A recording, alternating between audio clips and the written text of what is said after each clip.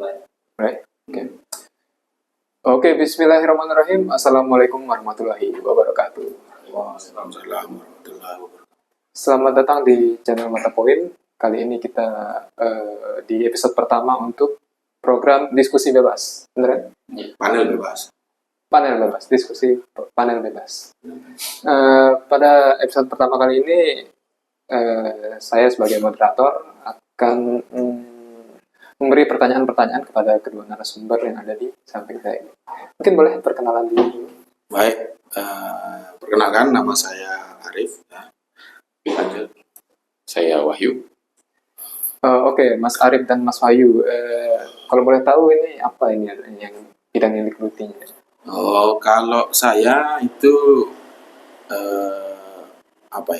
pegawai sama guru lah. Gitu. Guru ya. Kalau dalam komik sendiri gimana? Kalau di komik saya lebih jadi pembaca lah, lebih banyak pembaca buku, kemudian mengikuti perkembangan komik lokal gitu ya. Kadang-kadang juga senang mencari informasi komikus lokal yang lagi bagus siapa gitu. Lebih tertarik di sana gitu ya. Oke, mantap. Kalau Mas Wahyu gimana?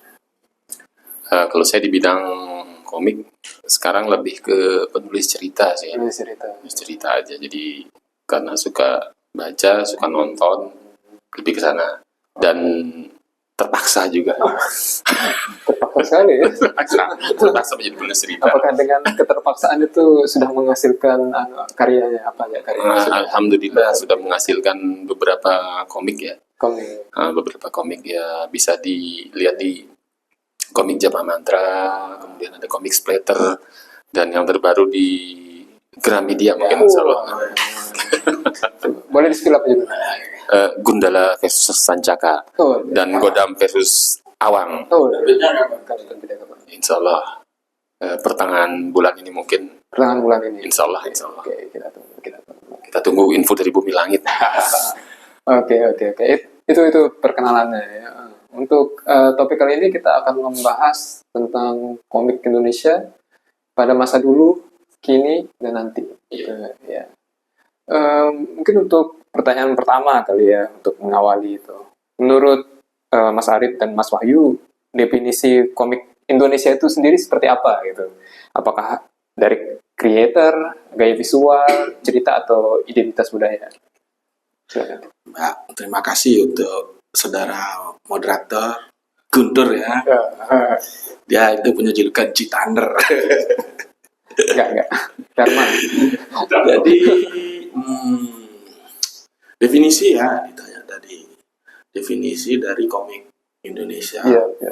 Berarti kan kalau ditanya definisi berarti ada perbedaan komik Indonesia atau komik Jepang gitu ya. Atau komik luar manapun gitu. Ya, bedanya di mana gitu kan. Mana yang disebut komik Indonesia, mana yang disebut sebagai komik Jepang atau manga gitu ya. Ini memang pertanyaan apa ya? Pertanyaan yang paling klasik dari dulu ditanyakannya. Ya, dan sudah umum. Ya, itu pertanyaan yang selalu dicoba ditemukan formula jawabannya yang pas itu kayak gimana. Selalu jadi todongan pertama. Iya.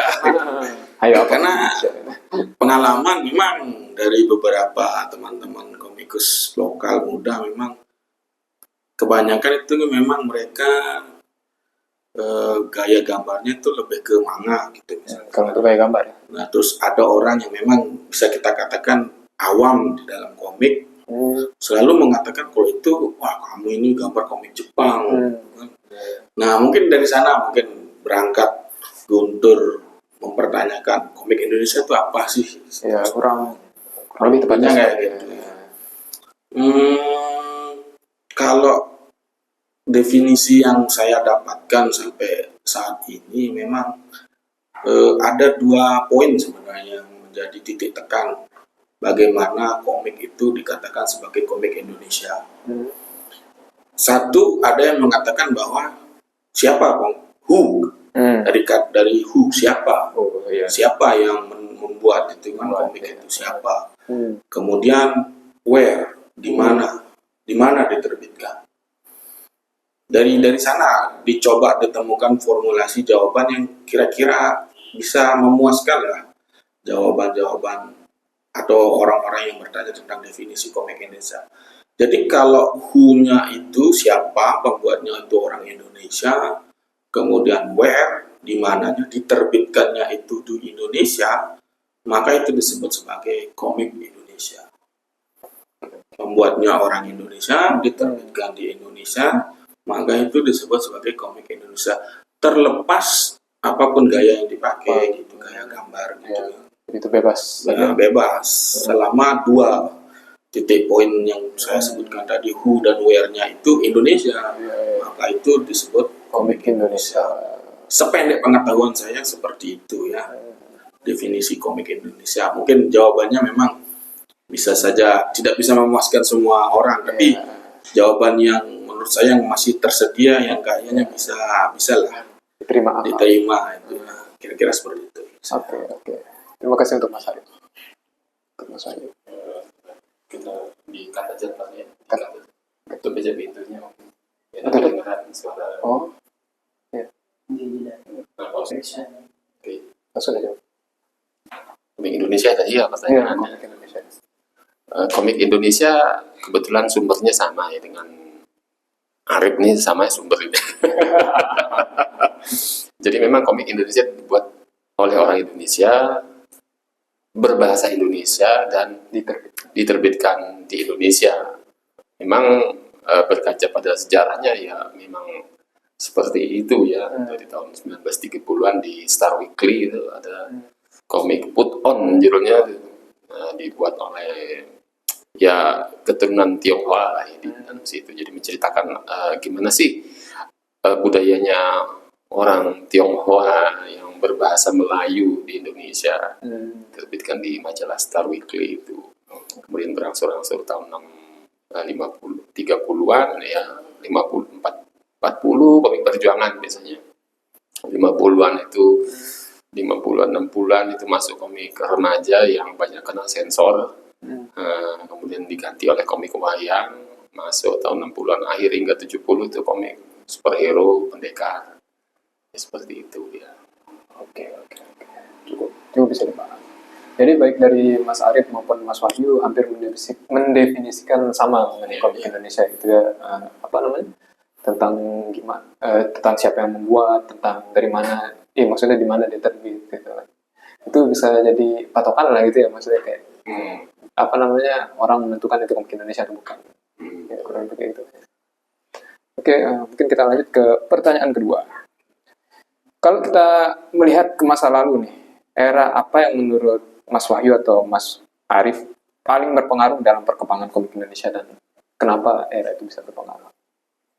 Mungkin itu Mas Wahyu dulu kayaknya. Mas Wahyu dulu. Era yang paling berpengaruh untuk komik Indonesia sampai sekarang. Ya, perkembangannya lah intinya. Dan kenapa era itu bisa dibilang? Mungkin Mas Wahyu kayaknya lebih pas dulu jawab. Kalau berkaca ke komik saat ini ya, mungkin range antara tahun 90-an ke atas. 90-an ke atas ya, di mana di masa tahun 80-an awal komik Indonesia vakum kan, karena banyak komik terjemahan.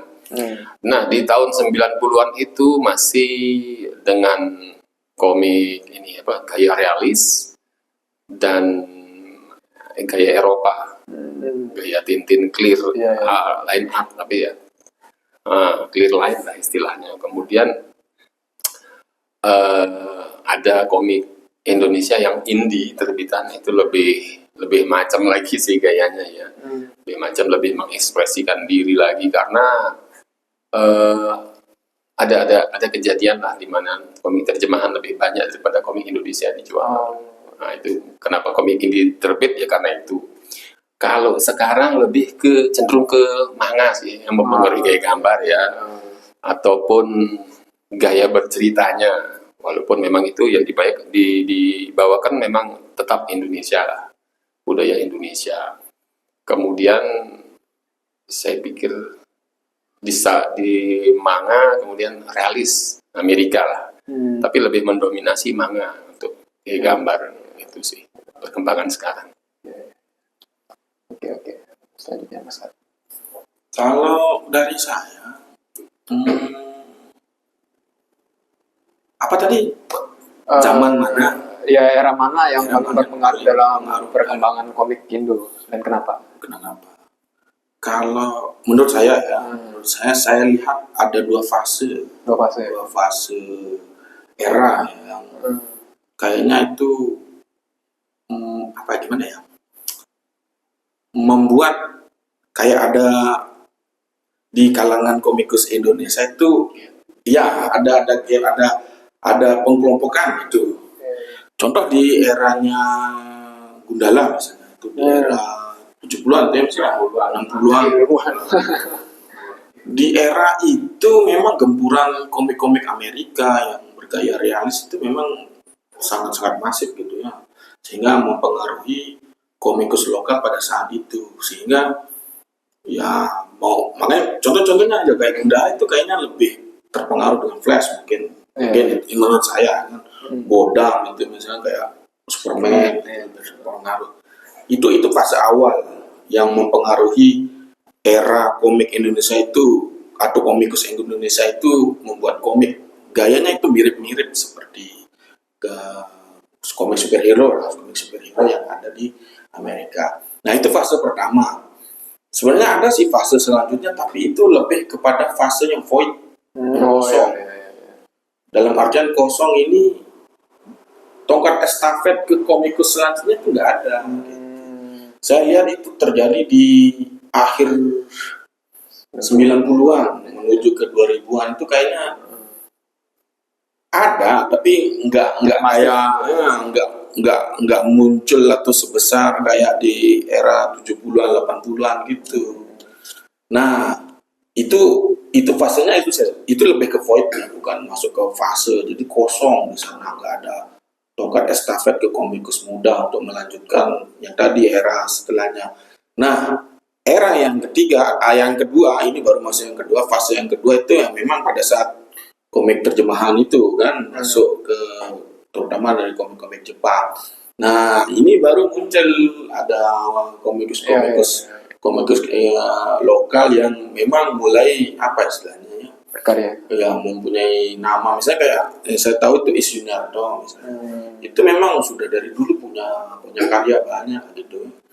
Itu di era era gempuran komik terjemahan Jepang yang masif, tapi dia masih mampu berkarya. Memang ada sih fase selanjutnya yang itu di era medsos, tapi saya belum bisa memberikan ini fasenya masih berjalan soalnya. Di era medsos ini kan cakupannya bukan lokal lagi sebenarnya.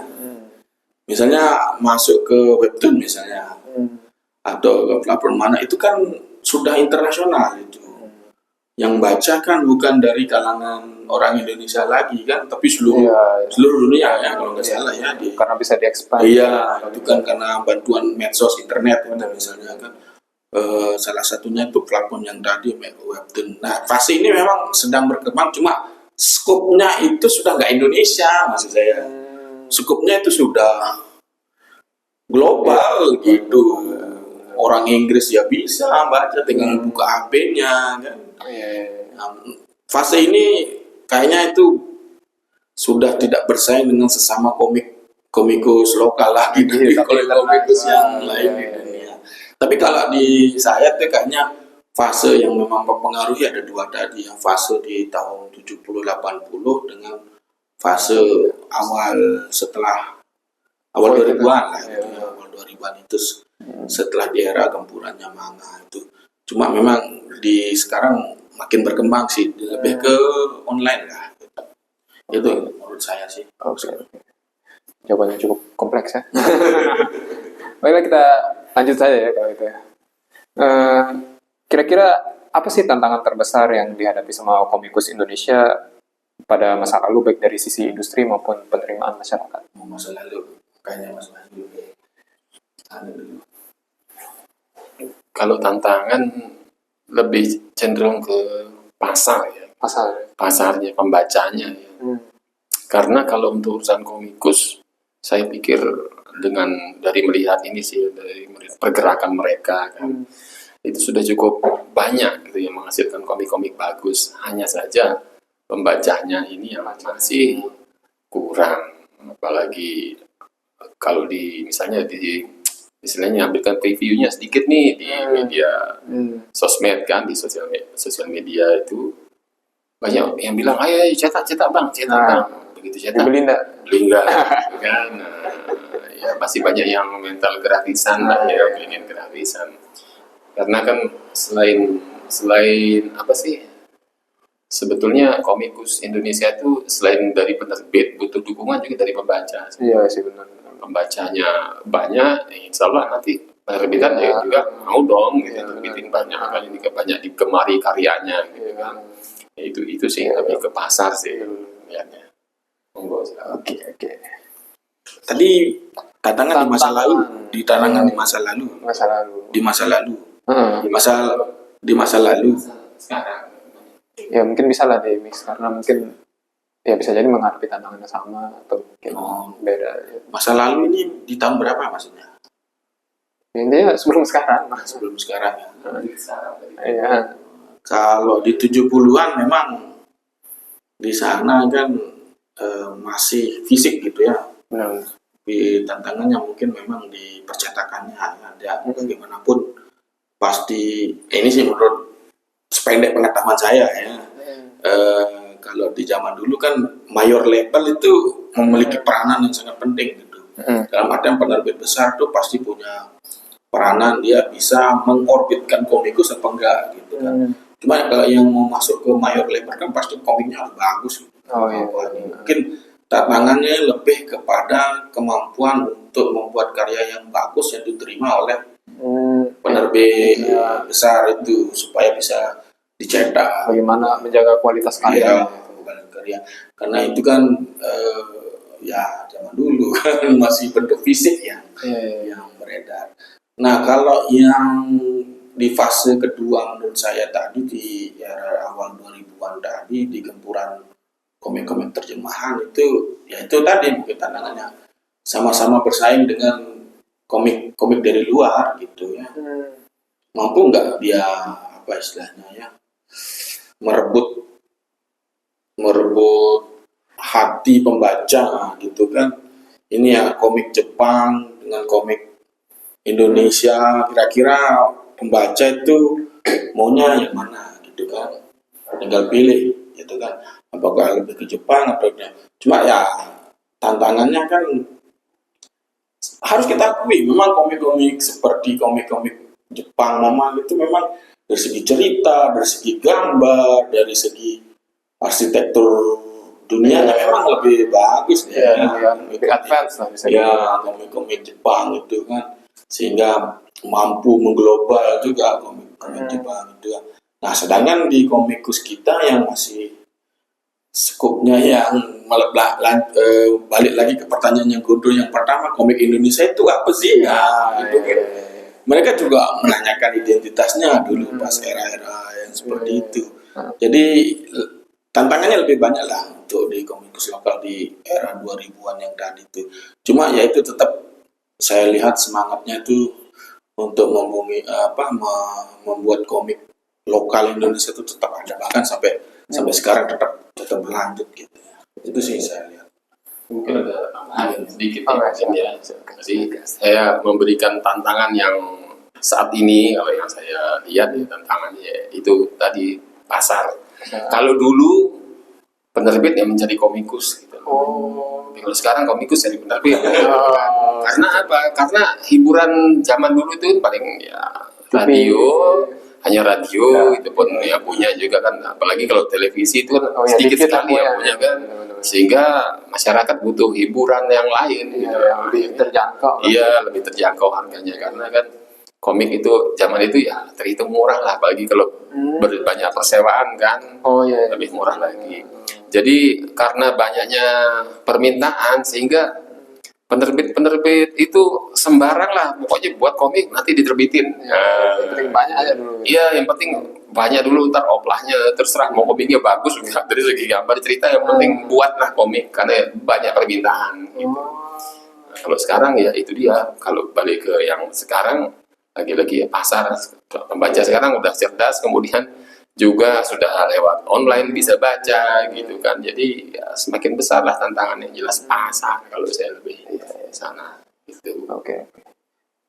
Mau nambahin lagi mungkin? Mungkin ya memang ada tadi yang masa lalu ya Mas ya, memang ada sedikit perbedaan dengan saya. Ternyata penerbit nyari komikus. Ya, saya kira komikus harus masukin ke penerbit. Itu kan sependek pengetahuan saya. Oke. Kalau itu mungkin bisa dikoreksi tadi. Itu aja sih, ralat aja yang tadi. Jadi ya ternyata tantangannya baik dari kualitas maupun pasar itu berpengaruh juga ya buat komikus. Oke, mari kita lanjut pertanyaan selanjutnya. Kira-kira bagaimana Mas Wahyu dan Mas Arif melihat perkembangan komik digital dan platform online terhadap peluang komikus Indonesia? Maksudnya kayak gimana sih peluangnya platform-platform yang sekarang online itu buat platform online? Apakah itu bisa maksudnya membantu komikus atau gimana? Itu pasti. Dalam artian apa ya? Komikus itu tidak perlu apa ya? Ya kayak yang perlu bantuan apa gitu kan dari yang lain gitu. Dia sendiri aja bisa memasarkan komiknya gitu kan. Malah yang saya lihat itu, yang pernah saya lihat di YouTube-nya Mas Harwanto Santoso di Kalibrasi Komik itu, kalau nggak salah, itu dia mewawancarai staf dari Koloni. Oke. Malah dia bilang, lebih baik Anda pasarkan aja dulu, dia bilang. Komiknya, kalau sudah terkenal, kalau sudah banyak orang yang tahu, ke penerbit malah lebih gampang dia. Karena itu tadi, dia sudah apa artinya ya, sudah maju selangkah, 2 langkah lebih dulu gitu kan. Dia sudah punya bargaining power, daya tawar lebih dulu, sehingga penerbit tuh ya nggak masalah gitu. Dia sudah punya fansnya, misalnya sudah ada orang-orang yang suka. Salah satu komik yang itu kan Sejugi misalnya. Iya. Itu kan platform di digital gitu kan. Kalau nggak salah ya di Instagram, ya Facebook ya di platform yang lain gitu. Bahkan kayak yang kita diskusi kemarin, Zahra Dharma itu kan juga dari platform digital dulu. Cuma kan dia sudah punya pangsa pasarnya tadi yang dipermasalahkan sama Mas Wahyu. Sudah punya nama, sehingga ya dari pihak penerbit ya gampang aja gitu. Ayo kalau sudah punya kita terbitkan. Jadi itu malah menurut saya itu malah lebih sangat-sangat membantu bagi para komikus pemula gitu ya. Komikus awal gitu. Cuma itu sih tantangannya itu apa ya? Membranding komiknya, membangun personal branding komiknya supaya disukai oleh banyak orang. Itu sih tantangannya kalau di platform digital itu. Selain itu juga harus tetap konsisten, ada views, ada yang baca, nggak ada yang baca, harus tetap keluar, terus nggak cepat dapat cuan gitu. Nunggu lama ini. Dalam artian lebih mudah untuk memasarkan tapi tantangannya itu tadi ke diri sendiri untuk tetap lebih giat berkarya. Itu sih kalau saya dari platform digital. Oke. Terima kasih Mas. Kalau saya sih melihat komik digital ya bagus ya, karena kan menyesuaikan dengan perkembangan zaman gitu kan. Jadi otomatis bagaimana zaman berkembang ya kesitulah kita berlayar istilahnya kan. Kalau komik sekarang lebih banyak yang digital ke sana. Cuma memang seperti katanya Mas Arif tadi, bahwa tantangannya yaitu kita harus getol buatnya. Branding itu penting. Cuman bagi sebagian pembaca ada yang lebih milih fisik daripada scroll gitu kan. Sehingga mungkin lebih nunggu versi cetaknya daripada scroll gitu kan. Ya, Jadi ada di situ kepuasan tersendiri. mungkin di situ penerbit masuk gitu maksudnya. Iya. Untuk apa namanya, untuk memuaskan pasar yang Nah, itu dia. fisik gitu. Pas. Oke, kolaborasi yang bagus. Oke. Mari kita lanjutkan pertanyaan selanjutnya. Kira-kira apa sih peluang terbesar apa sih peluang terbesar bagi komik Indonesia dalam kira-kira 10 atau 20 tahun ke depan, baik dari sisi industri kreatif maupun pasar global? 10-20 ke depan. Ya, Ganti presiden itu kan.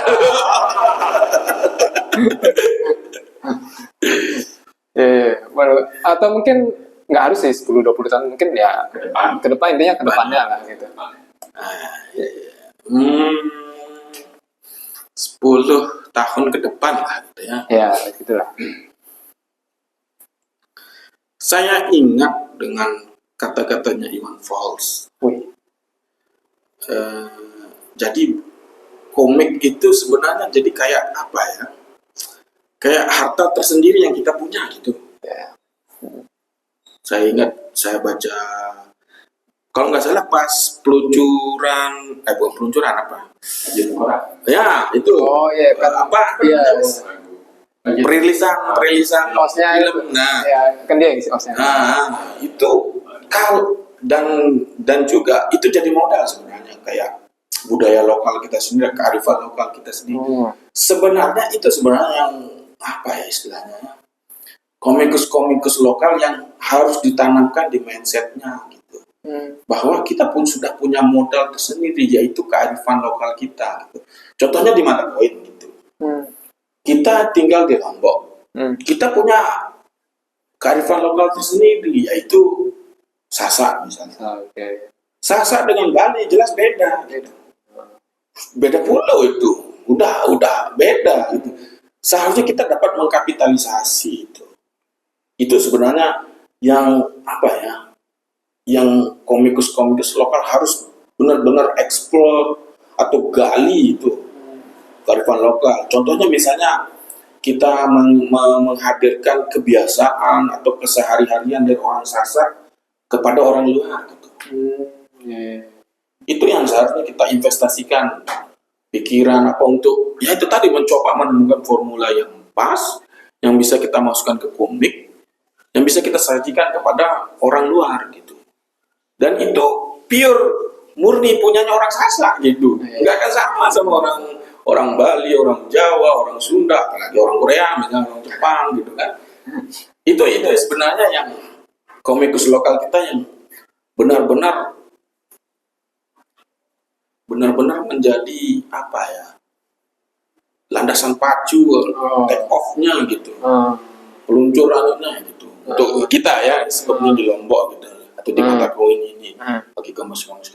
Saya kira itu sih yang saya harapkannya di 10 ke depan lagi, ada budaya atau kearifan lokal Sasak itu bisa jadi komik di nasional. Yang saya harapkan Bisa naik lewat komik lah. Iya, itu yang saya harapkan bisa dibicarakan di tingkat nasional gitu. Untuk komik gitu. Itu sih saya sih.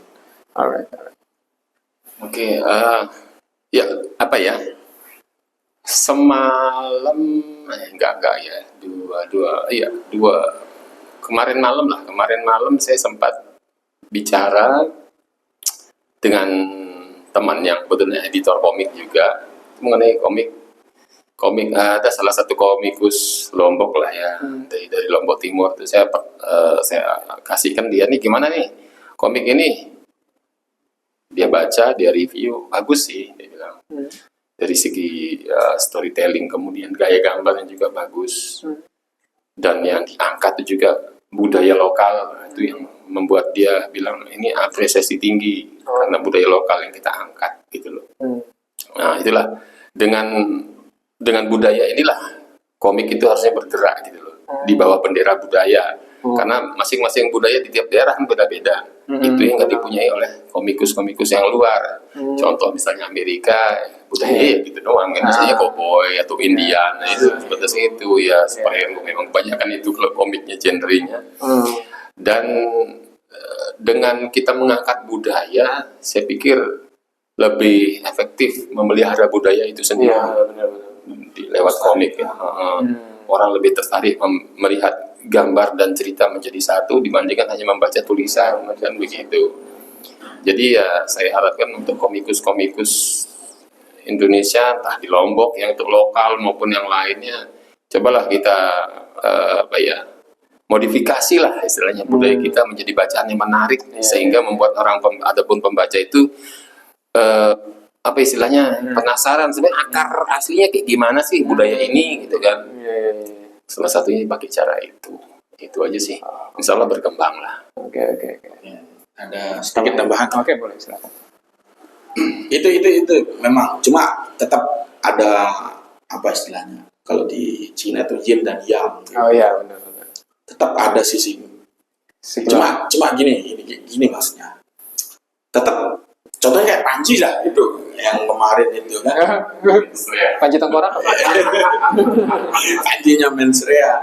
Cuma dalam artian begini, kita juga harus pandai-pandai membaca koridor gitu. Koridor budaya yang memang kayak bilangnya Mas Wahyu dimodifikasi atau mana yang perlu dikembangkan itu tetap ada koridor karena ya kita di Indonesia iya yang sensitif tetap ada koridor yang memang kita harus aware gitu ya, harus kita waspadai. Ini masuk ke sensitif enggak hal yang seperti ini kan. Cuma ya kalau di kalangan kita sih enggak masalah, cuma ya tetap kayak yin dan yang gitu kan. Apalagi kalau kita ingin menembus pasar yang lebih luas. Iya, itu kan ada aja tantangan atau ya hal-hal yang memang mencoba merecoki atau apalah gitu bahasanya. Itu sih sedikit dari saya. Oke, siap, terima kasih.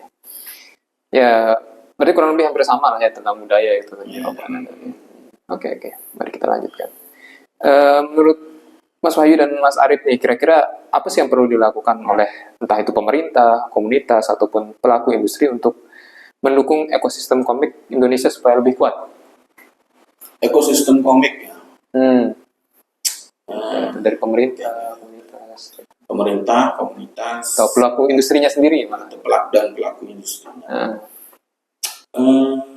Dari saya sih satu, komik itu bagian dari literasi. Iya benar. Jadi kalau ingin komik itu lebih banyak orang yang baca, harus ada orang yang senang baca dulu. Iya benar. Jadi memang komik itu disebut dengan literasi visual ya. Ada teks, ada gambar, tapi tetap harus senang baca dulu gitu. Bisa menemukan informasi atau hal-hal apa yang di dalam buku atau di komik gitu. Jadi kalau dari sisi pemerintah itu harus digenjot. Harus apa istilahnya ya? Dioptimalkan kampanye tentang literasi membaca. Ya itu di sekolah atau apalah gitu kan. Kampanye tentang peningkatan literasi dulu, karena informasi yang terakhir yang kita dapat itu Indonesia itu literasinya, minat bacanya itu nomor 70 dari 71 negara. Ini rendah lah ya. Iya. itu cuma data itu juga masih debatable ya, beberapa ahli literasi misalnya kayak Maman Suherman itu juga membantah data enggak gitu kok. Yang terjadi itu akses membacanya itu yang sulit. Contoh saya itu di desa itu. Untuk membaca buku gratis itu aja sulit sebenarnya. Benar. Ke sekolah tapi bukunya udah lama gitu. Usaha nggak ada yang menarik untuk dia. Nggak ada yang begitu menarik itu juga, apalagi anak-anak gitu kan ya masih. Memang ada sering datang perpustakaan keliling, tapi itu sifatnya proyek. Iya. Tidak permanen. Punya pusda dikasih program gini sama baru dia jalan. Pernah dulu di sekolah saya itu, di MTS saya itu datang perpustakaan keliling, anak-anak itu apa ya? Berbondong-bondong.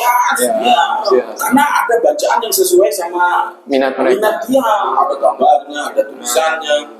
topiknya yang dia kasih tahu ke saya gitu, Pak Guru saya lagi baca ini. Ya cuma sekarang nggak pernah datang lagi gitu. Perpustakaan keliling gitu. Itu dari sisi pemerintah ya. Kalau dari sisi komunitas memang apa ya, tantangannya itu lebih lebih nggak bisa kontrolnya itu nggak ada di komunitas. Kalau yang di komunitas itu kontrolnya itu nggak di komunitasnya, balik lagi ke individu yang ada di komunitas itu kan. Ya namanya komunitas kan agak lebih longgar, mereka berkumpul karena punya minat yang sama gitu. Cuma memang tantangannya di komunitas itu bagaimana anggota komunitas itu lebih kreatif atau lebih memaksimalkan kegiatannya itu mungkin ya, kegiatannya itu lah. Kalau dari pelaku industri saya lihat ya mereka lebih senang nunggu bola. Saya lihat mana yang bagus ini ayo lah gitu kan. Saya lihat kalau ini kayak ya namanya bisnis kan, hitung-hitungannya mau nggak mau ya high risk high return gitu. Dia maunya kan low risk high return gitu. Jual sedikit untungnya kalau saya sih kalau perspektif saya lihat pelaku industrinya lebih lihat nunggu bola. Kalau di komik itu saya lihat yang lebih aktif banyak memang komik muslim saya lihat. Saya lihat di toko-toko kayak Gramedia itu banyak komik muslim itu. Komik muslim yang mengajarkan tentang Islam gitu kan gitu. Ya mungkin ada pangsanya mungkin itu ya, ada pasarnya mungkin, makanya dari pihak industri lebih getol ya di sana ya.